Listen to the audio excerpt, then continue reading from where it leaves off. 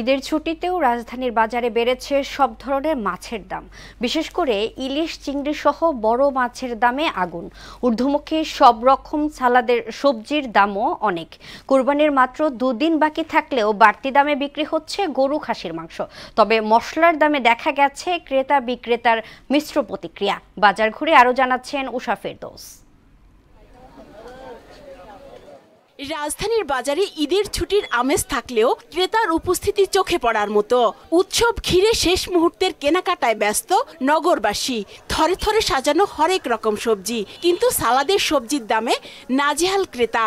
মাত্র 2 দিনের ব্যবধানে লেবু, শসা, গাজর, টমেটো ও ক্যাপসিকামের পণ্যগুলোর দাম বেড়ে গেছে 1.5 থেকে 2 গুণ। শসার দাম বাড়ছে, পুদিনা পাতা, ধনে পাতা, এগুলি সবগুলোরই দাম তুলনামূলকভাবে অন্যান্য দিনের চেয়ে বাড়ছে, কিন্তু বাড়ার কোনো লজিক নাই। যেগুলো মাংস সাথে খাওয়া হয়, সালাদ, ওইসব আইটেমের দাম মূলত বেশি আর কি। এদিকে মাছের বাজারও বরাবরের মতোই চড়া।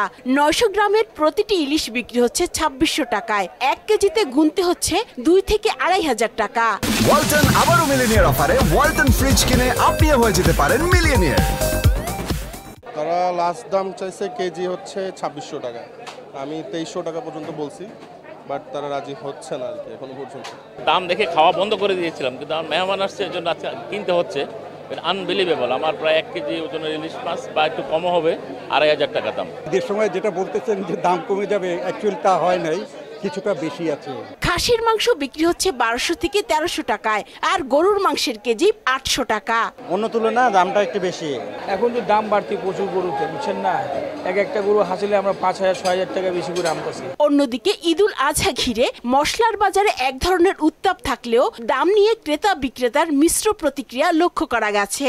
এটা সহনীয় বলা যায় আর কি, মানে প্রত্যেকবার তো এরকমই হয় যে ঈদের আগে একটু বাড়ে, এই অবস্থা আর কি। এটাই। উষা ফেরদৌস, মোহনা সংবাদ, ঢাকা।